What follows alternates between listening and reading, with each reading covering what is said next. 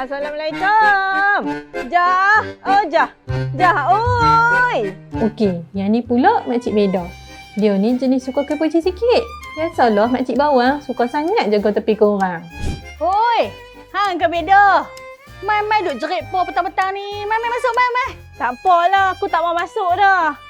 Ni aku bawa mai lah, ada lah sikit lauk. Kurma pun ada, boleh buat buka puasa lagi. Oh, terima kasih lah. Susah jahan ni beda Dah, ni aku nak tanya ni.